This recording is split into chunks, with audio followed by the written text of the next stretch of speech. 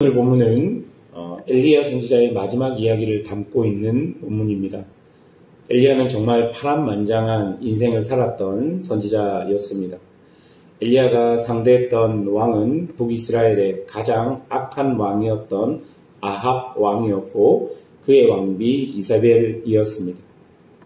그는 그런 상황 속에서 목숨이 왔다 갔다 했던 여러 상황들이 참 많이 있었던 선지자였습니다. 3년의 가뭄과 도망, 큰 승리 뒤에 다가온 탈진과 그럼에도 불구하고 영적으로 완전히 타락하고 무너진 이스라엘 안에서 하나님의 말씀을 들고 서야 하는 사명이 그에게 있었던 것이죠. 하나님께서는 이런 엘리야를 통해 하나님의 말씀이 희귀해져버린 이스라엘에 아직도 하나님의 말씀이 있는 것을 보여주셨고 바알과 아사레가 판치는 세상 정중앙에서 하나님의 말씀이 성취되는 기적과 이적들을 보여주셨습니다. 이제 그런 엘리야가 자신의 시간을 마치고 하나님께로 돌아가는 여정이 오늘 본문에 나오게 되는 것이죠. 엘리야는 자신의 후계자인 엘리사를 데리고 길갈과 베델과 여리고와 요단으로 가게 됩니다. 또한 그곳에서 많은 선지자들의 제자의 무리를 만나게 되는 것이죠. 또한 요단에서는 기적을 행하는데요. 8절을 보면요. 이렇게 기록합니다. 엘리야가 겉옷을 가지고 말아 물에 치매 물이 이리저리 갈라지고 두 사람이 마른 땅 위로 건너더라.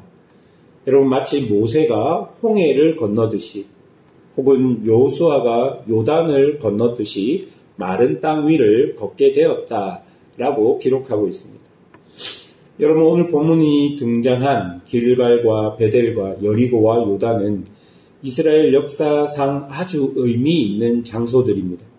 하나님이 이스라엘과 함께 하심을 보여주신 아주 역사적인 장소들이 이곳들인 것이죠. 하나님께서 엘리야의 마지막 시간에 마치 이런 곳들을 순회하듯이 돌게 하신 것은 아마도 여전히 하나님께서 북이스라엘과 함께하고 있다는 의미인 듯 합니다.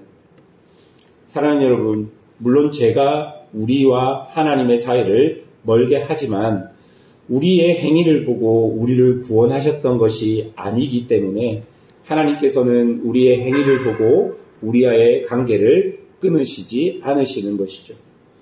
아직도 악한 북이스라엘과 여전히 함께 하시는 하나님을 오늘 이 여러 역사적인 장소를 순회하는 엘리야를 통해 우리가 볼 수 있어야 하고 또 이 믿음의 장소마다 선지자의 제자들의 무리를 남겨놓으신 그 상황들을 우리가 볼 수 있어야 합니다. 분명 아합 왕 때 이세벨에 의해서 씨가 말랐던 선지자의 무리들이 여전히 선지자의 역할을 감당하기 위해 준비되고 있는 모습들을 보여주면서 아무리 악한 세상 속에서도 하나님은 하나님의 일을 하고 계시다는 것을 우리가 깨달을 수 있어야 하는 것이죠. 즉 아무리 거센 악이 다가와도 하나님의 계획과 하나님의 섭리는 막을 수 없고 또한 하나님의 말씀과 그 말씀을 올바르게 막고 지키는 사람들을 완전히 무너뜨릴 수 없다는 것을 우리는 본문을 통해 보아야 하는 것입니다. 이렇게 믿음의 장소에 말씀을 지키기 위해 서 있는 사람들을 엘리야의 마지막 순회 여행을 통해 보여주며 엘리야가 떠나도 여전히 북이스라엘 안에는 신실하게 하나님을 섬기며 그 말씀을 따르는 자들이 남겨져 있음을 볼 수 있는 것입니다. 그리고 이제 그 일에 앞장서야 하는 엘리사의 모습을 보며 하나님이 그를 통해 하실 일을 기대하라고 본문은 이야기하고 있는 것 같습니다. 13절과 14절을 보면 엘리야에게 떨어진 그 겉옷을 가지고 물을 치고 물이 갈라진 기적을 행하는 엘리사의 모습을 또 볼 수 있는 것이죠. 이 기적을 통해 엘리야를 통해 역사하셨던 하나님께서 여전히 엘리사를 통해서도 역사하실 것이라는 것을 우리에게 보여주고 있는 것입니다. 여러분 이제 역사가 진행됨에 따라 북이스라엘은 더 악한 길로 달려가게 될 것입니다. 그래서 결국 얼마의 시간이 지나면 이 북이스라엘은 하나님께 심판받아 아수르에 의해 멸망의 길을 가는데요. 그러나 그 속에 여전히 하나님의 말씀이 있고 하나님의 말씀을 지켜내는 사람들이 있다는 것을 우리에게 보여주고 있는 것이죠. 이런 장면들을 보면 이 땅을 살아가는 그리스도인들의 모습이지 않을까라는 생각을 해보게 됩니다. 우리가 사는 세상도 점점 날이 갈수록 악해져 갈 것입니다. 그리고 우리를 두렵게 하여 우리가 하나님의 말씀을 따르지 못하게 위협하고 걱정과 여러 근심들을 안겨주게 될 것입니다. 그러나 여러분, 이런 세상 속에 우리가 살면서 우리가 반드시 기억해야 할 것은 악한 세상 속에서도 하나님은 여전히 살아 계시다는 것입니다. 그리고 여전히 말씀이 성취되어 가고 있다는 것입니다. 그리고 그 누군가는 용기 내어서 그 말씀대로 살아내고 있다는 것입니다.